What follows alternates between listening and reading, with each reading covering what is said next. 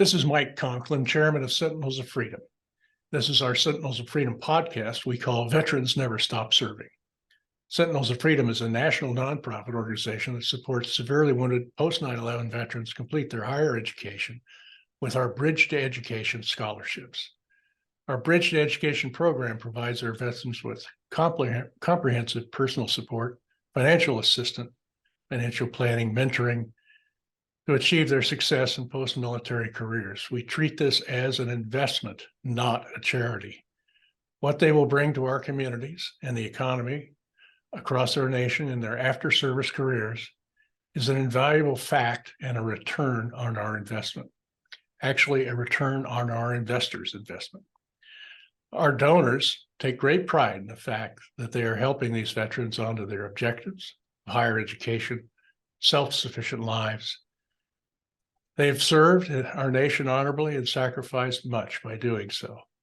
We're privileged to have you listening today to learn more about these amazing post 9/11 veterans who have graduated from our program and working on to their careers. Our mission in this podcast series is to give these veterans an opportunity to tell their own stories of selfless military service to our nation, their injury, post-medical rehabilitation, transitioned into higher education, and on to successful careers, kind of where they were and where they are today. Today's guest is United States Marine Corps Janet Mayo, and she's got an incredible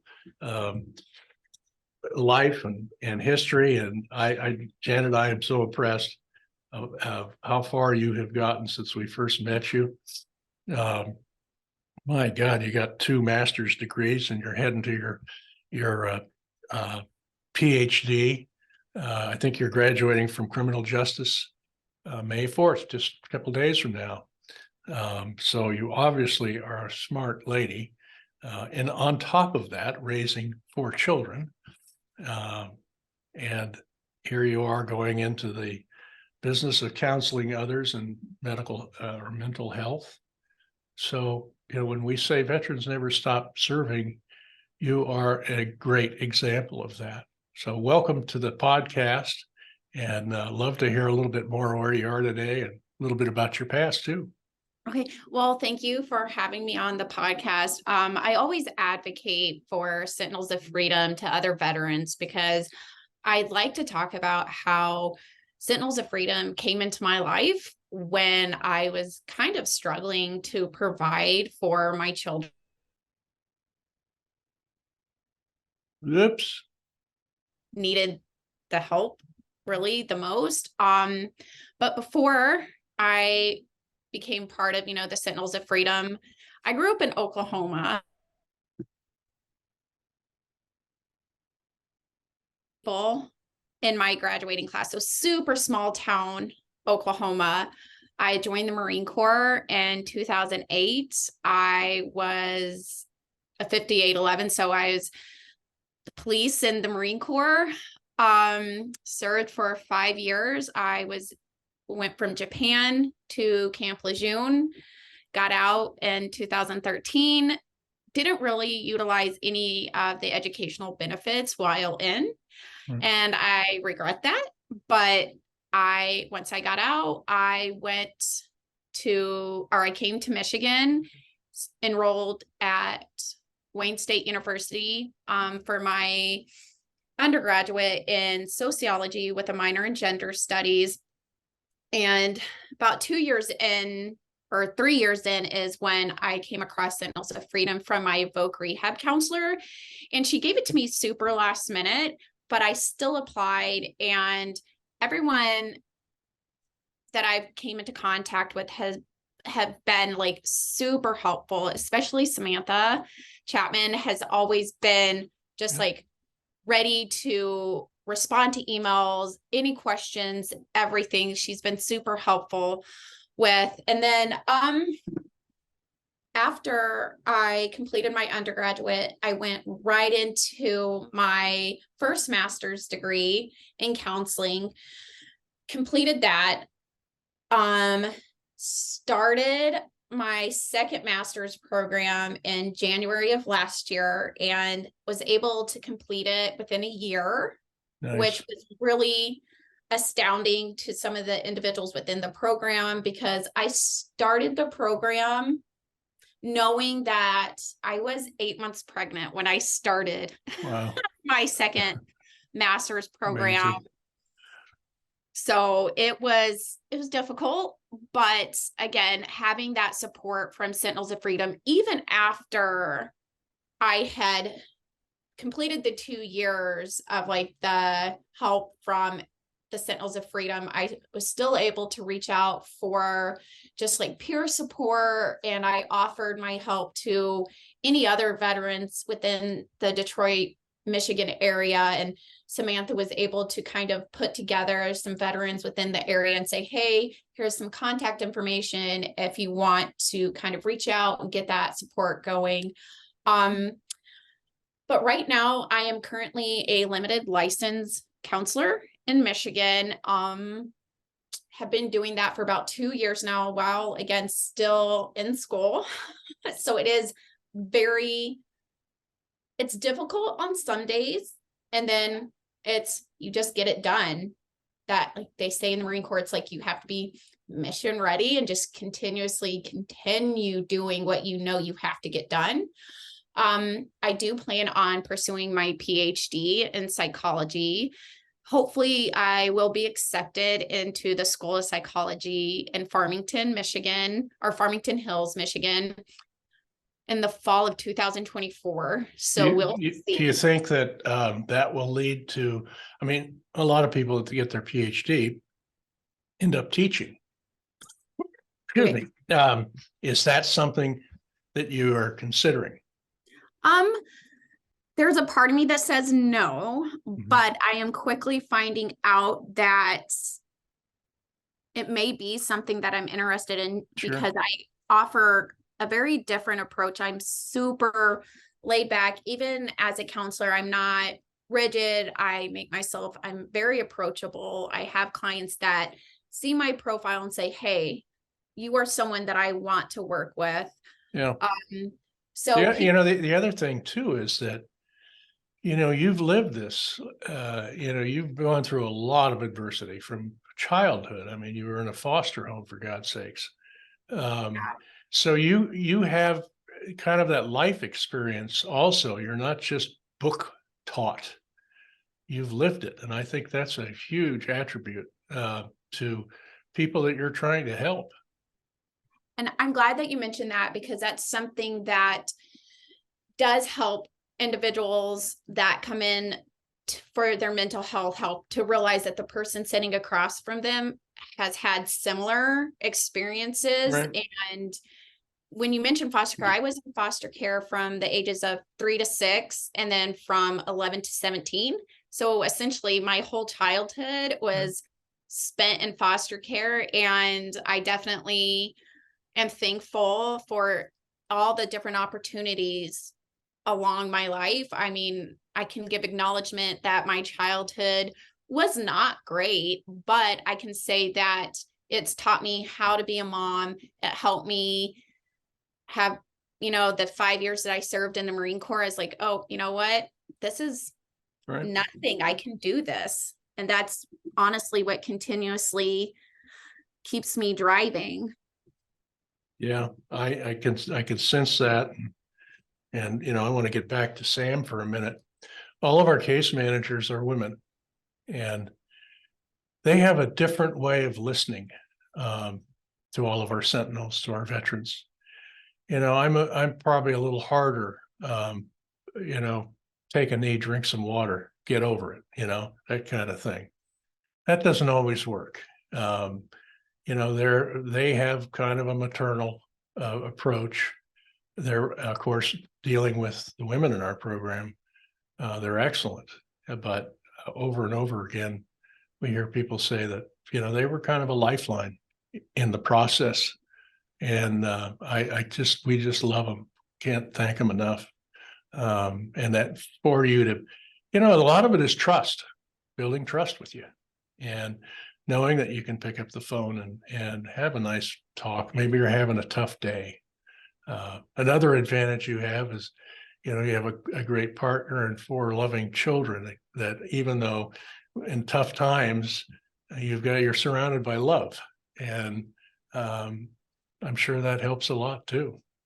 Oh, it does. And honestly, my partner is former Navy, served with, he was a corpsman for a grunt unit, and he has definitely benefited from the Sentinels of Freedom as well, just because it's helped us financially prepare for different things. I know that the help that monetary help, it's just a small part of it. Yeah. Right? Teaches you how to be more financially independent than dependent. I know that some might see that stipend of $1,000. Oh, well, some veterans may take advantage of it. No, we take advantage of it, but not in the way that some might think that we do. It does offer a lot of like financial independence. It's really just to take a little load off your shoulders, just so you can concentrate more on your education and your family. And exactly. You and all of our Sentinels have worked so hard to get over this adversity, to get through the transition. Most people in their lives will never face this, and some people will never get over it. But one of the great things about this country is the abundance and opportunity at our nation's table. And, people do want to help. They want to see you succeed and have a good life and a good job and build your wealth and build your family and save for your retirement, all of the things that all of us face. But the heart of America is so strong for our veterans. Most of them really don't know what you do, because, only 1% of Americans serve at any given time. But even with that, they have a deep, abiding love for our veterans. They also don't really know how to help. So our program is that one of those vehicles. There's many out there, obviously. We think we have a unique program. I haven't found anybody else that does what we do. But, you're an example. I mean, you've gotten through it. You're working, you're heading to your Ph.D. You've got great plans, great passion, and caring for others is, how good is that? That's I'm very, very proud of you. We're all proud of you. And our investors are proud of you. We call them investors because it's not a charity. It's not a handout. It's an investment. And of course we have an expectation of return on that investment, and that's you becoming successful. And boy, you're on your way. I mean, you're already there. But just think 10 years from now, how many people you will have helped. And I know. You may have a failure here and there, but it's not really a failure. It's hey, they can always come back. Hopefully they'll listen to your advice and move forward. And that's an amazing. You're kind of a Samaritan in that way. I think that's a great way to describe you. Well, I want to build off again of what you've said about how this Sentinels of Freedom isn't a charity, it's an investment. And I think with how we can acknowledge that there's other things out there that help veterans, but a lot of veterans don't want, as you say, that charity. So when you word it as it is an investment, I think that's what sets Sentinels of Freedom apart from other things that are out there to help, I'm using air quotes, help veterans, is that Sentinels of Freedom from the very beginning say, hey, this is not a charity. We are investing in you. We see your potential. We want to help you achieve that potential. And I think that's, again, like I said, what sets Sentinels of Freedom apart from other things out there that say they're helping veterans. I think Sentinels of Freedom truly is, they have the best interest at heart for the veterans. Well, thank you. And we love doing it. I mean, it's really a mission of love all the way around. We just have to put the pieces together. And, each one of you, we try to design a personalized package. I've said it many times, we grow big ears. We listen to what your goals are and then say, okay, let's try and get this figured out in the best way to help you. And so it really is the program itself is there, but you are the one that designs it. and you're the one that has to carry the heavy water. We might Yeah. be able to walk at your side, but it's you that does the work. And that's been the experience with over 700 Sentinels out there now. And, each year we add some more on.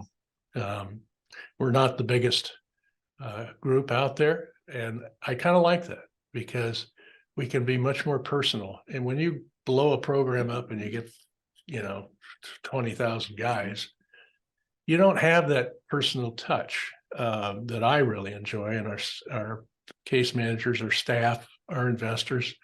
It's because we get to hear from you often, and we always say, pick up the phone, call us, we'll get right back to you if we don't pick it up. But the stories, your story, raising children and moving on in your career, that really fuels our motivation. Yeah, I do want to say too, again, with the case managers, it's always nice that I know there was a delay when I was reaching out to Samantha, but I know that she had said, anytime you want to send us an update, please send it. And when I did, it wasn't ever an automatic reply, like a generic reply. Like she remembered different things from my case. For like instance, I know that my sister is also a veteran. She served in the Army. Mm-hmm. And I connected Samantha and my sister together. I said, hey, what can be done for my sister? Or how can my sister be part of this investment? And, she was always willing and ready to answer any questions about anything. And I think even I do work with some veterans within my practice as a counselor, and I always mention Sentinels of Freedom and I say, hey, check this out. There's all these different resources. And again, like you keep saying, and I keep saying, it's an investment. Please don't see it as a charity, because again, military members are very prideful and don't always want to be seen as a charity case. And I'm like, no, you've worked hard. You've served your country, whether it was 4 years to 20 years or more. Like this is definitely something that you need to look into. Sure. And you mentioned about how, yes, Sentinels of Freedom isn't one of the bigger things out there, but I think again, that's a good thing that it's not, we don't have 20,000 Sentinels of Freedom out there, right? Like it's a smaller number. I feel like it's more personal and more authentic. Yeah. Another opportunity we have for all of our Sentinels and other veterans is we've got a partnership with a group called Udemy, which has online courses on everything you can imagine, whether it's STEM or legal or real estate or self-help or anything you can imagine. I think they've got 18,000 courses, and they're free. They've agreed to allow us to provide them free to people like our Sentinels and others. And it's a really kind of a hidden opportunity. But for instance, your sister, whatever she's studying, these things, and they're great also for tutoring. If you want to go into law, there's the LSAT tutoring, or medics or medical, the MCAT tutoring. And I just really think it's one of the greatest opportunities out there. And so we promote them, and talk to Sam if you have any courses, or take a look at the Udemy, UDEMY course line, and you'll just be blown away how much stuff they have, and you'll find something in there. You say, what, I'd like to take a little course in that to supplement what I'm doing, and see if it works for you. Perfect. I definitely will. I just Googled it actually when you mentioned it, so I can already see. I'm like, oh, I think I will take advantage of that. Yes, please do. And your husband also, he's a veteran. Well,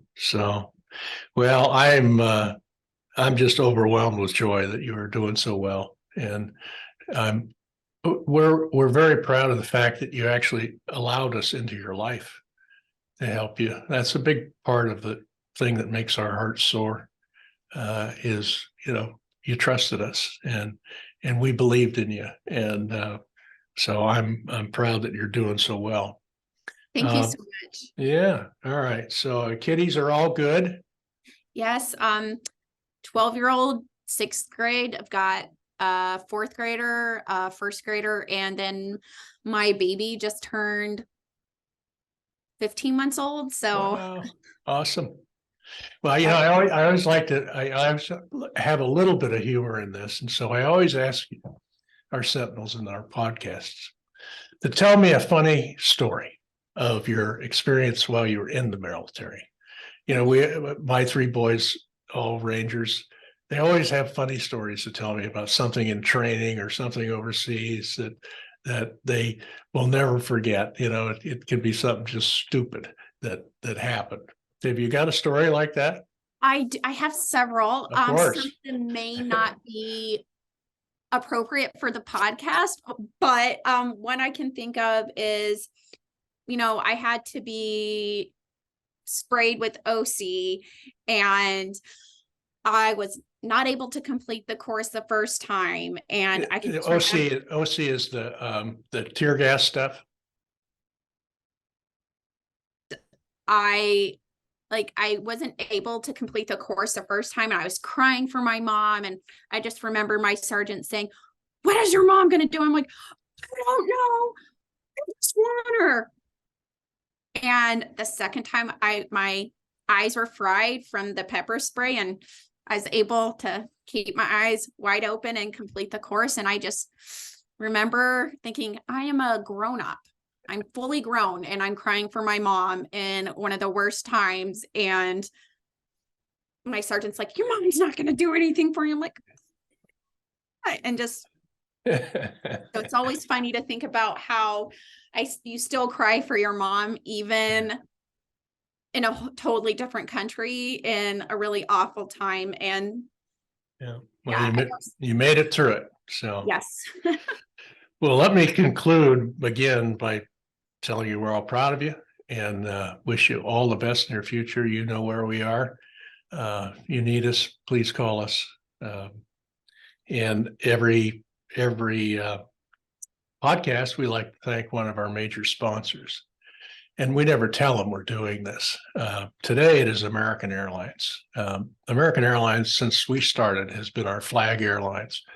They've provided us with free airline tickets for all our Sentinels when we needed to get them home or get them to a job interview or get them to a university to walk around and see what it's all about.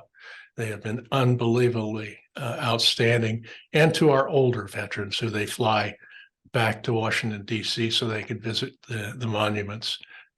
So thank you to American Airlines. And thank you, Janet. I look forward to hearing more about your successes in the years to come. So this is Mike Conklin signing off for Veterans Never Stop Serving. Please share this podcast with your friends and your acquaintances, and I hope they enjoy it as much as I do. You can find out more about us at www.sentinelsoffreedom.org. Thank you.